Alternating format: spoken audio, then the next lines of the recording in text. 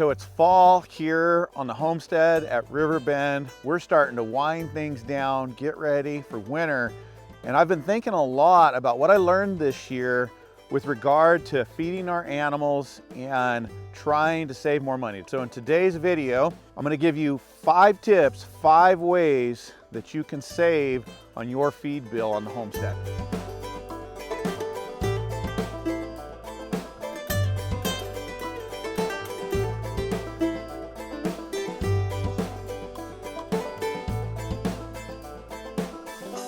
Tip number 1 is just basic economics, and that is to buy bulk whenever you can. Stop buying by the bag or by the bale from your local feed supply store or Tractor Supply or wherever you're going.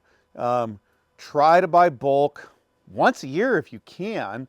If you have to break it up a few times a year, that's fine. And even if you got to go to a farm supply store, you can probably still find ways to buy in bulk. Now, we've got a big property, we live in a good area, so we're actually able to buy any of our grains and things like alfalfa pellets in bulk by half-ton or 1-ton totes, and it saves us a lot of money, like 30% at least.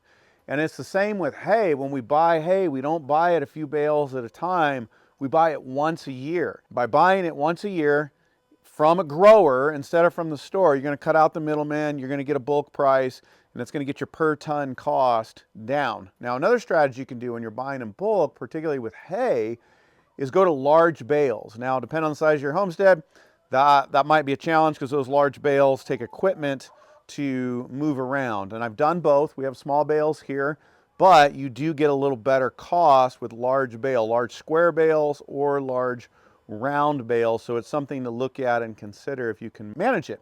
But whenever you buy bulk and you buy, more in bulk, right, you're going to be able to lower that cost. You're going to be able to get that cost down. You might even be able to wheel and deal a little bit depending on how much you're buying. But even if you're a smaller homesteader and maybe you don't need or you don't have access to tote bags like this, these are called totes, you can still buy bag feed by the pallet and get a little bit of a discount, even a half pallet if you need to. Takes a little bit of math, figuring out how much you need for the year, but figure that out. And whatever your source is, look around, maybe be willing to drive a little further. But even if your source is still a local feed store by the bag, figure out how much you need for a year and go in and see if you can negotiate with them. And you'll often be able to get a bulk price. So that's tip number 1, buy bulk.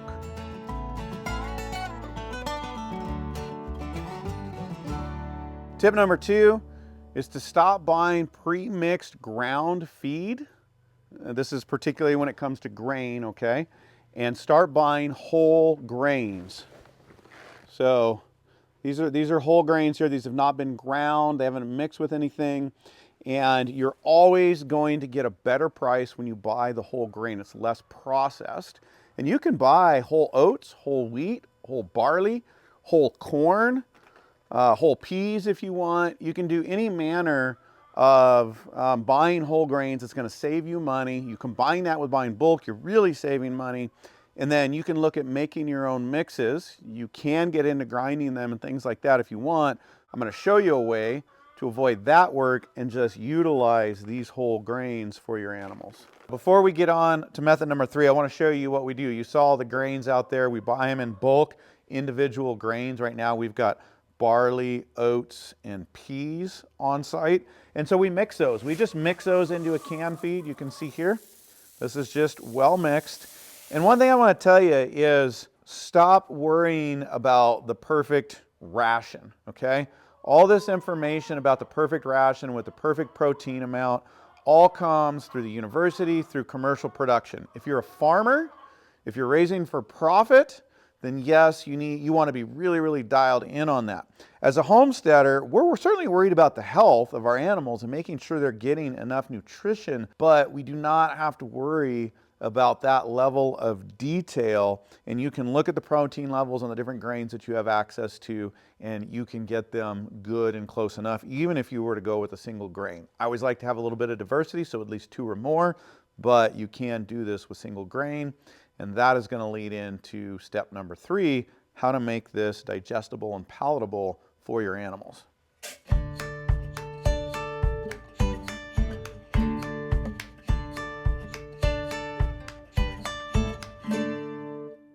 Okay, so those whole grains are great.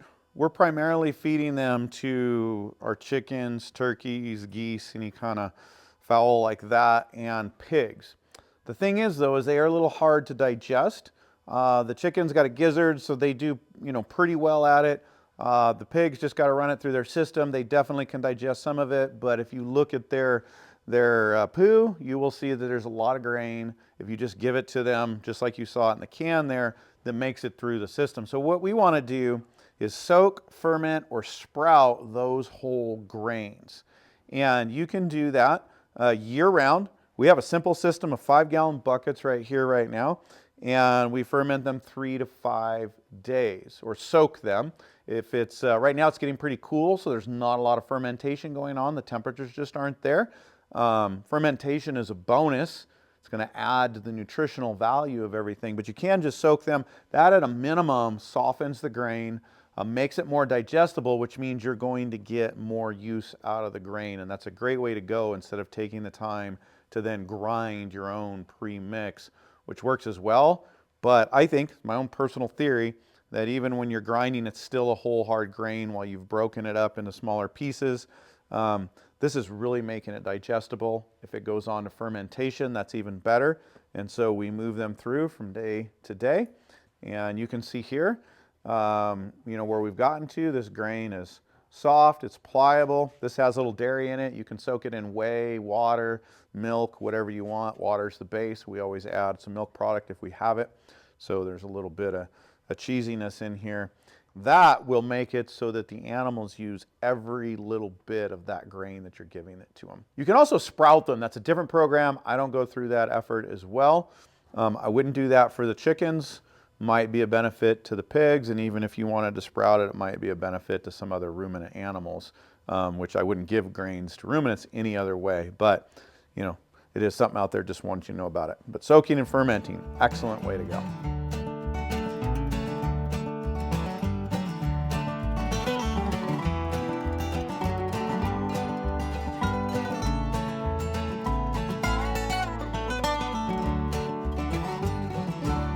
Tip number 4 is to grow your own feed.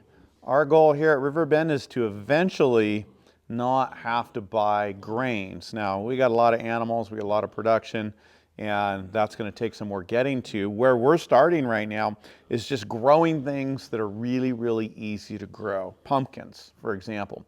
We've got a bunch of extra space. We plant them once, they sit all year, and they grow. We don't have to tend them, we don't have to do anything. There's no a major harvest process like there is in a grain, and these pumpkins are great for the animals. Now, that's just a start. This is a wide, wide world. You have so many opportunities. Fruit trees. If you've got land, plant as many fruit and nut trees as you can, not just for yourself, but for your animals. And of course, you can grow grains. We'll probably do some of that here eventually, but most places you can grow some sort of grain along with sunflowers and amaranth, and the list really, really goes on, and it's up to you to get creative.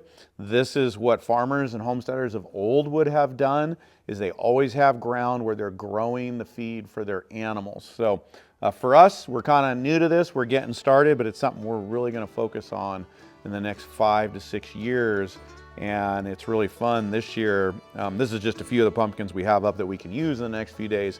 We're going to be finishing all our pigs on the pumpkins and winter squash.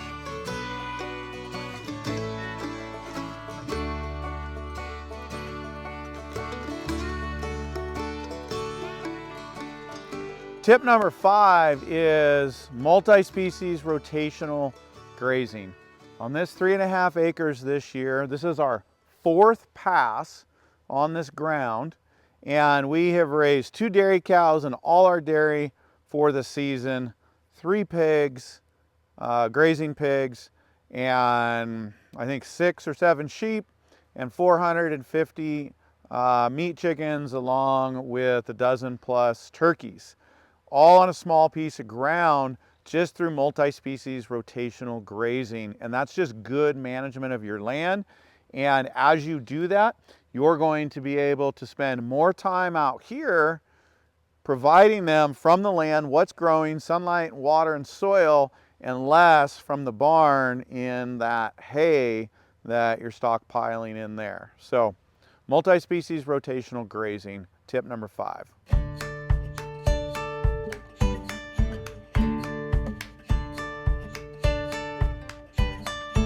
Bonus tip before we go, fully utilize your land and get all your animals working on the land, and look where you can combine some of these things, okay?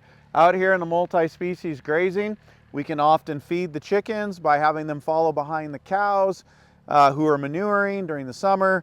Flies are creating larvae, that's feeding the chickens, okay? By creating the health of the pasture out here, we're also creating more life in the pasture that is going to feed the chickens besides your ruminant animals. You saw over there just a minute ago where we've got pigs out grazing and then supplementing that grass and forage out there with food we're raising through those pumpkins. Your chickens, let your chickens free range. You guys, they don't need all the perfectly distributed, medicated, pre-formulated feed. Chickens are made to go out and range. They can get most of their food out there. Will you get a few less eggs? Yes. But will your eggs cost you less per egg? Yes, absolutely. So when you take some of these ideas, even growing your own food, and grow elderberry trees and mulberry trees, and I mean, there's just all manner of things you can do to then allow your animals to free range. You're growing their own food. Sometimes they're harvesting it themselves. Sometimes you're taking it to them.